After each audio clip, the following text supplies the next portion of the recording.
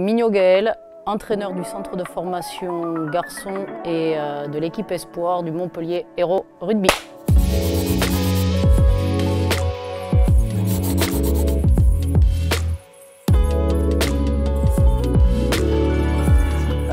Salut Gaël, tu es ancienne joueuse du MHR, de Richmond aussi, ancienne capitaine du MHR, de l'équipe de France, multiple championne de France, tu as gagné un grand chelem avec l'équipe de France. Tu es maintenant entraîneur au centre de formation du Montpellier Rugby, tu es très engagée dans certaines associations, tu ne serais pas un peu hyper active?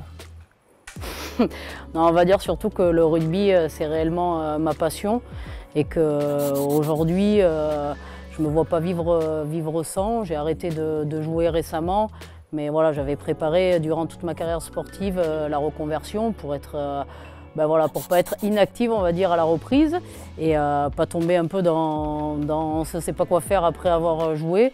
Donc voilà, aujourd'hui, c'est des choses qui me tiennent à cœur. Le rugby, c'est quelque chose qui est très très important pour moi. Je suis tombée dedans quand j'étais petite et aujourd'hui, je ne me vois pas vivre sans, donc je suis très contente de tout ce qui m'arrive. Ta reconversion, ça passe par le DES que tu es en train de faire actuellement. Tu es la seule femme dans cette formation.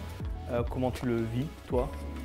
Sincèrement, je le vis très très bien. Je suis très très contente de tout ce qui est en train de se passer pour moi et surtout pour le rugby féminin. Je pense qu'aujourd'hui, mon intégration au DES était quelque chose que j'avais réellement envie. J'ai passé les étapes.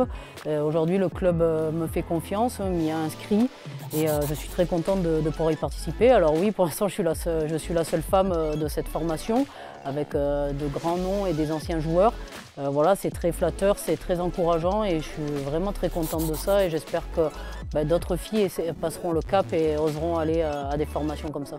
Je ne cherche pas forcément à être un exemple, je cherche surtout à montrer que dans la vie, quand on a envie de quelque chose, il faut s'en donner les moyens et que tout est réalisable. Il faut arrêter de croire qu'il y a des barrières. Je pense qu'aujourd'hui, le club, ici, on est vraiment l'exemple.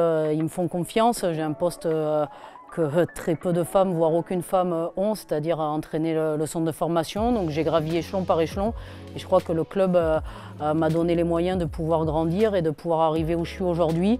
Voilà, je suis vraiment très contente, j'ai envie de continuer d'apprendre, de grandir et d'apporter le maximum pour mon club. Est-ce que tu peux aussi nous parler de tes engagements avec Octobre Rose récemment? Pour moi, ça fait partie d'une de mes parties du club. J'ai longtemps été au fond de dotation dans toutes les actions sociales du club, tout ce que le club met en place. Je suis vraiment quelqu'un qui est très ouvert. Du moment que ça touche rugby, pour moi, c'est avec grand plaisir que j'y vais. Je vais chez les jeunes, je vais chez les filles, je vais dans toutes ces actions-là et je suis contente d'avoir contribué à la formation de ce projet Sport Santé qui permet à tout le monde de pouvoir pratiquer le rugby. Et voilà, au travers de la balle ovale, montrer que ce sport il est ouvert à tout le monde. Et aujourd'hui, c'est le plus important pour moi. Et voilà, le mois d'octobre met en lumière le sport santé, les maladies. Et le club est très ouvert là-dessus. Je suis contente d'en faire partie. Du coup, avec toutes tes activités, il te reste quand même un peu de temps libre? Aujourd'hui, j'ai la chance de partager ma vie avec quelqu'un qui comprend tout à fait ma carrière et ce que j'ai envie de faire. Forcément, je m'accorde de temps en temps du temps libre, mais aujourd'hui, ma priorité, c'est vraiment être performante. Je l'ai toujours dit, le jour où j'arrêterai de jouer, j'ai vraiment envie de donner tout ce que j'ai donné sur le terrain, à m'entraîner dur, à le donner aux autres. Donc je suis qu'au début de ma carrière d'entraîneur, j'ai vraiment envie.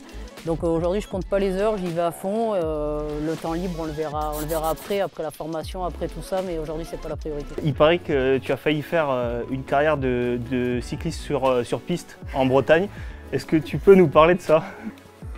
Oui, je ne sais pas si j'ai failli faire une carrière, mais en tout cas j'ai failli arrêter la mienne. Oui, une petite anecdote qui aujourd'hui reste gravée, ça sert d'exemple.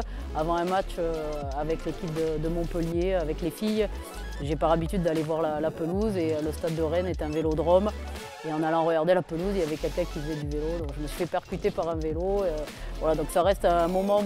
On va dire maintenant on en rigole. Voilà, quand je vais à Rennes, les gens m'attendent avec des casques de vélo. À Noël, j'ai eu un casque de vélo. Donc voilà, ça reste une anecdote assez marrante parce que tout finit bien. Tu as pu faire le match quand même? Malheureusement non, j'ai été commotionnée, donc j'ai pas pu faire le match. Tu as un petit mot pour nos supporters?